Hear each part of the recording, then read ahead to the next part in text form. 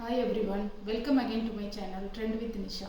இன்றைக்கி நம்ம என்ன பார்க்க போகிறோன்னா, ஆம்பூரில் ட்ரெண்டிங்காக இருக்கிற சீரக சம்பா சிக்கன் பிரியாணி. தேவையான பொருட்கள்: 4 பெரிய வெங்காயம், பிரிஞ்சி இலை, 4 பச்சை மிளகாய், பாஸ்மதி இலை, 1/2 கப் கடலை எண்ணெய், பட்டை, கிராம்பு, ஏலக்காய், மராத்தி மொக்கு, கடற்பாசி, ஜாதி பத்திரி, அன்னாச்சி பூ, 2 தக்காளி, இஞ்சி பூண்டு பேஸ்ட், புதினா, கொத்தமல்லி, ஒரு 10 15 வரமிளகாவை பேஸ்ட் பண்ணி வச்சுருக்கேன், 1/2 kg சிக்கன், 1 கப் தயிர், தேவையான அளவு உப்பு, 1/2 kg சீரக சம்பாவை ஒரு 15 நிமிஷம் ஊற வச்சுருக்கேன், அதுக்கு தேவையான அளவு தண்ணி. வாங்க இப்போ பிரியாணி பண்ணலாம். இப்போ குக்கரில் 1/2 கப் கடலை எண்ணெய் சேர்த்துக்கலாம்.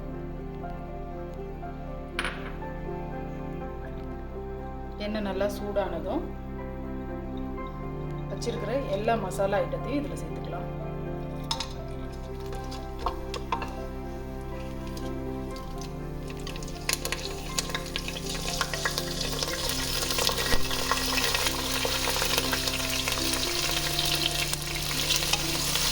இந்த வெங்காயம் எல்லாம் நல்லா பொன்னிறமாக ஆகிற வரைக்கும் நல்லா வதக்கிக்கலாம்.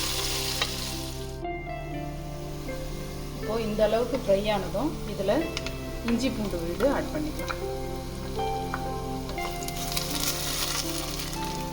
ஒரு 2 நிமிஷம் இஞ்சி பூண்டு விழுது வதங்கினதுக்கப்புறமா புதினா,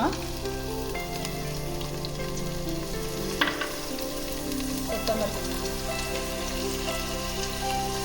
சேர்த்து நல்லா வதக்கலாம். இந்த அளவுக்கு நல்லா வதங்கினதுக்கப்புறமா அரைச்சி வச்சிருக்கிற மிளகாய் சம்பை இதில் சேர்த்துக்கலாம். இதுதான் பிரியாணிக்கு நல்ல கலர் கொடுக்குது. நம்ம வேறு எந்த கலரும் பிரியாணிக்கு ஆட் பண்ண போகிறதில்லை.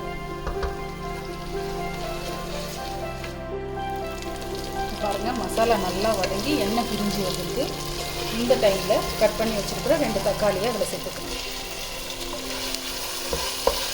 சேர்த்து இந்த தக்காளி நல்லா குழஞ்சிற அளவுக்கு வேக வச்சு வைக்கணும்.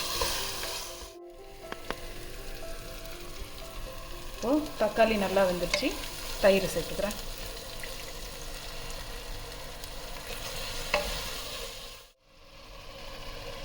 மசாலா ரெடி ஆயாச்சு. சிக்கன் போடுறதுக்கு முன்னாடி பச்சை மிளகாவை போட்டுக்கலாம். முன்னாடியே போட்டுட்டோம்னா குழஞ்சி போயிடும். பச்சை மிளகா ஜஸ்ட்டு வாசனைக்கு தான் நம்ம ஆட் பண்ணுறோம். இதை போட்டதுக்கப்புறமா சிக்கனை இதில் சேர்த்துக்கலாம்.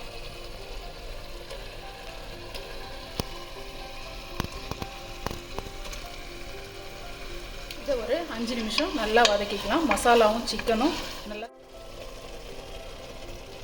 சிக்கன் போட்டதும் தேவையான அளவு உப்பு சேர்த்துக்கலாம். கல் உப்பு சேர்த்துக்கிட்டா பிரியாணி நல்லா டேஸ்ட்டாக இருக்கும்.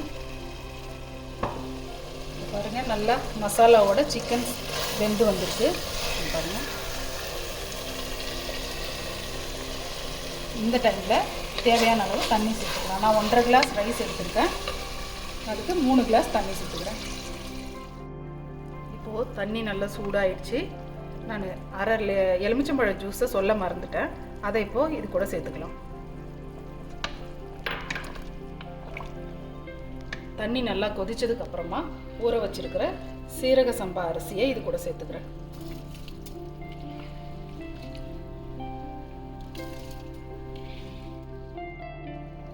ரைஸ் போட்டதுக்கப்புறமா ஒரு முறை உப்பு செக் பண்ணிக்கலாம்.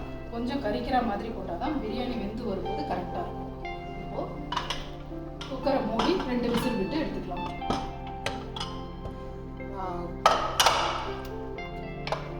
ஆம்பூர் சீரக சம்பா சிக்கன் பிரியாணி ரெடி ஆயிடுச்சு.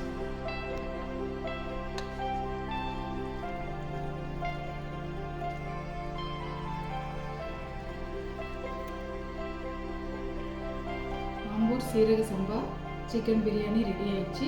தயிர் பச்சடி கூட சேர்த்து சாப்பிடும்போது